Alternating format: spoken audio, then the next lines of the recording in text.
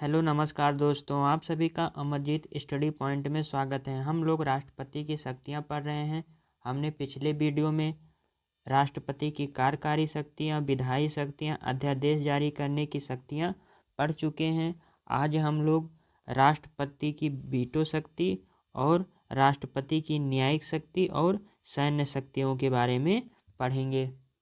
Video start करने से पहले यदि आपने अभी तक चैनल को सब्सक्राइब न किया हो तो चैनल को सब्सक्राइब कर लीजिए और बेल आइकन भी प्रेस कर लीजिए, जिससे आने वाले वीडियो का नोटिफिकेशन आपको प्राप्त हो जाए। आइए हम लोग अपना वीडियो स्टार्ट। राष्ट्रपति की वीटो शक्ति। जब राष्ट्रपति किसी विधेयक पर अनुमति देने से रोक दे और इसके कारण विधेयक लागू न हो पाए तो राष्ट्रपति के कार्य को क्या कहते हैं? वीटो कहते हैं। जब कोई विधेयक लोकसभा और राज्यसभा में पास होके आएगा तो राष्ट्रपति की अनुमति जरूरी होती है। तो राष्ट्रपति जब उस पर अनुमति देने से रोक लगा देगा तो इस कार्य को जो है राष्ट्रपति का वीटो कहते हैं। भारत में राष्ट्रपति को 3 प्रकार के वीटो प्राप्त हैं। निरपेक्ष वीटो, दूसरा है निलंबनकारी वीटो और तीसरा है जीबी वीटो। हम लोग एक एक के बारे में विस्तार से पढ़ेंगे। अनुच्छेद 111 में राष्ट्रपति के वीटो की शक्ति का उल्लेख है। यदि क्वेश्चन में पूछा जाएगा राष्ट्रपति के वीटो की शक्ति का उल्लेख कौन से आर्टिकल में है, तो अनुच्छेद 111 में है।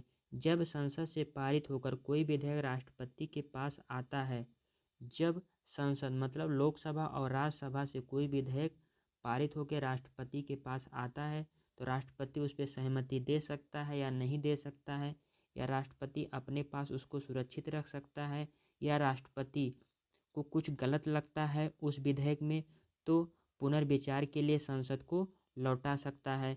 यदि संसद पुनर्विचार के पश्चात साधारण बहुमत से दोबारा पारित कर दे, जब राष्ट्रपति ने उस विधेयक को पुनर्विचार के लिए लौटा दिया है तो संसद पुनर्विचार के पश्चात साधारण बहुमत से पारित कर दे तो राष्ट्रपति विधेयक पर सहमति देने के लिए बाध्य होगा। फिर से ये नहीं कह सकता कि हम इसको सुरक्षित रख लेंगे या इस पे सहमति नहीं देंगे। तो राष्ट्रपति जो है क्या बाध्य हो जाएगा, चाहे परिवर्तन करे या ना करे। संसद जो है उस विधेयक में जो राष्ट्रपति ने पुनर्विचार के लिए भेजा है उस पर संसद परिवर्तन करे या ना करे, लेकिन उसको दोबारा साधारण बहुमत से पारित करना होगा।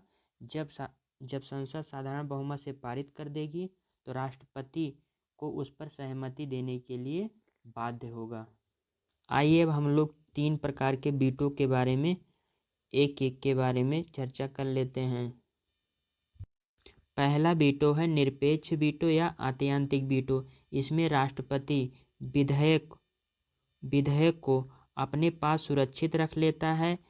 इसका प्रयोग राष्ट्रपति तब करता है जब मंत्रिमंडल त्याग पत्र दे दे या दूसरा नया मंत्रिमंडल अस्तित्व में आ जाए। निरपेक्ष वीटो का मतलब ये हुआ कि संसद ने विधेयक को राष्ट्रपति के पास भेजा और उस समय मंत्रिमंडल त्यागपत्र दे दे या दूसरा नया मंत्रिमंडल अस्तित्व में आ जाए, क्योंकि राष्ट्रपति जो है विधेयक पर सहमति देगा या नहीं देगा ये मंत्रिपरिषद की सलाह पे काम करेगा। तो उस समय मंत्रिमंडल त्याग दे दे या दूसरा नया मंत्रिमंडल अस्तित्व में आ जाए, तब तक के लिए राष्ट्रपति उस विधेयक को अपने पास सुरक्षित रख लेगा। इसे ही क्या कहते हैं? निरपेक्ष या आत्यंतिक वीटो कहते हैं। दूसरा वीटो है निलंबनकारी वीटो। निलंबनकारी वीटो के अंतर्गत राष्ट्रपति को भेजा गया कोई भी विधेयक संविधान संशोधन अथवा धन विधेयक को छोड़कर, निलंबनकारी वीटो के अंतर्गत राष्ट्रपति के पास कोई भी विधेयक, क्या ये विधेयक है, विधेयक राष्ट्रपति संसद को पुनर्विचार हेतु वापस भेज सकता है। लेकिन संविधान संशोधन से संबंधित कोई विधेयक भेजा जाएगा या धन विधेयक से संबंधित कोई विधेयक भेजा जाएगा तो राष्ट्रपति उस पर पुनर्विचार के लिए संसद को वापस नहीं कर सकता है। यदि संसद विधेयक को पुनर्विचार के बाद संशोधन करके अथवा बिना संशोधन किए राष्ट्रपति के पास पुनः भेजती है तो राष्ट्रपति उस पर सहमति देने के लिए क्या होगा? बाध्य होगा। इसका मतलब निलंबनकारी वीटो के अंतर्गत राष्ट्रपति के पास जो वीटो भेजा गया है, राष्ट्रपति उस विधेयक को संसद के पास पुनर्विचार के लिए भेज देगा और संसद जो है उस विधेयक को साधारण बहुमत से दोबारा पारित करके राष्ट्रपति के पास भेजेगी। तो राष्ट्रपति उस विधेयक पर अपनी सहमति देने के लिए बाध्य होगा। इसी को क्या कहते हैं? निलंबनकारी वीटो कहते हैं। तीसरा वीटो है जेबी वीटो या इसी को पॉकेट वीटो कहते हैं। जब राष्ट्रपति विधेयक को अपने पास ही रखे रहे, अर्थात अपनी सहमति या असहमति कुछ न कहे। जब राष्ट्रपति के पास विधेयक आएगा तो हाँ करेगा या ना करेगा। ना करेगा तो मतलब पुनर्विचार के लिए दोबारा भेजेगा। यदि राष्ट्रपति कुछ ना तो हाँ बोल रहा है या तो ना बोल रहा है तो ये जेबी वीटो के अंतर्गत आएगा। तो जब राष्ट्रपति विधेयक को अपने पास रखे रहे, अर्थात अपनी सहमति असहमति कुछ न कहे, ना तो हाँ बोले ना तो ना बोले, तो इसे क्या कहते हैं? जेबी वीटो या पॉकेट वीटो कहते हैं। 1986 में राष्ट्रपति ज्ञानी जैल सिंह ने जेबी वीटो का प्रयोग भारतीय डाकघर संशोधन विधेयक पर किया था। 1986 में राष्ट्रपति ज्ञानी जैल सिंह ने जेबी वीटो का प्रयोग किया था। किस पर? भारतीय डाकघर संशोधन विधेयक पर। जब 1986 में भारतीय डाकघर संशोधन विधेयक राष्ट्रपति के पास भेजा गया, लोकसभा और राज्यसभा में दोनों सदनों में पारित करके राष्ट्रपति के पास भेजा गया, तो राष्ट्रपति ने उस विधेयक पर ना तो सहमति दी ना तो असहमति दी। तो और ये कब तक किया? 3 वर्षों के लिए रोक रखा था। ज्ञानी जैल सिंह ने जो डाकघर संशोधन विधेयक था उसको 3 साल तक रोक रखा था। 3 साल तक ना तो उस पर हाँ बोला और ना ही ना बोला। राष्ट्रपति की अगली शक्ति है वित्तीय शक्तियाँ, फाइनेंशियल पावर। धन विधेयक को राष्ट्रपति की पूर्व अनुमति से ही संसद में पेश किया जा सकता है। धन विधेयक जब संसद में पेश किया जाएगा, धन विधेयक को जब संसद में पेश किया जाएगा तो राष्ट्रपति की अनुमति जरूरी है। बिना राष्ट्रपति की अनुमति को धन विधेयक को संसद में पेश नहीं किया जा सकता है। राष्ट्रपति की अगली शक्ति है जुडिशियल पावर, उच्चतम न्यायालय मतलब सुप्रीम कोर्ट के मुख्य न्यायाधीश एवं अन्य न्यायाधीशों की नियुक्ति करता है। राष्ट्रपति जो होता है वो उच्चतम न्यायालय मतलब सुप्रीम कोर्ट के मुख्य न्यायाधीश और अन्य न्यायाधीशों की नियुक्ति करता है। राष्ट्रपति उच्च न्यायालय हाई कोर्ट के न्यायाधीशों की नियुक्ति करता है। राष्ट्रपति विधिक सलाह उच्चतम न्यायालय से ले सकता है।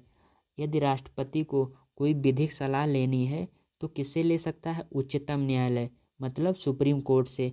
लेकिन न्यायालय की सलाह राष्ट्रपति के लिए बाध्यकारी नहीं है। इसका कहने का मतलब है उच्चतम न्यायालय ने राष्ट्रपति को जो सलाह दी है उस सलाह को राष्ट्रपति माने या ना माने उसके ऊपर डिपेंड करता है, बाध्यकारी नहीं होगा। राष्ट्रपति की अगली शक्ति है क्षमादान की शक्ति, जिसका उल्लेख अनुच्छेद 72 में है। अनुच्छेद 72 के तहत राष्ट्रपति को 5 प्रकार की क्षमादान शक्ति प्राप्त है।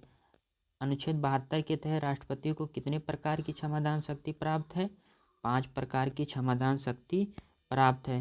पहली शक्ति जो है राष्ट्रपति की पहली शक्ति है क्षमा शक्ति, लघु नहीं क्षमा शक्ति।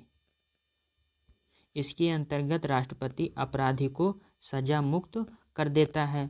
और जो दूसरी शक्ति है लघुकरण, किसी कठोर प्रकृति के दंड के स्थान पर हल्की प्रकृति का दंड देना। लघुकरण, यदि किसी को राष्ट्रपति लघुकरण क्षमादान शक्ति दे रहा है तो इसके अंतर्गत क्या करेगा? राष्ट्रपति कठोर प्रकृति के दंड के स्थान पर हल्की प्रकृति का दंड दे सकता है। जैसे किसी को कठोर कारावास हुआ है तो उसको साधारण कारावास कर सकता है, या किसी को मृत्यु दंड हुआ है तो उसकी जो सजा है उसको आजीवन कारावास में बदल सकता है। राष्ट्रपति के क्षमादान के अंतर्गत जो तीसरी शक्ति है परिहार, इसमें राष्ट्रपति दंड की मात्रा को कम कर देता है। जैसे किसी को 5 वर्ष की कठोर कारावास को कम करके 2 वर्ष की कठोर कारावास में परिवर्तित कर देना। 5 वर्ष की कठोर कारावास को 2 वर्ष की कठोर कारावास में परिवर्तित कर देना, ये किसके अंतर्गत आएगा? परिहार के अंतर्गत आएगा। राष्ट्रपति की जो चौथी क्षमादान शक्ति है विराम है।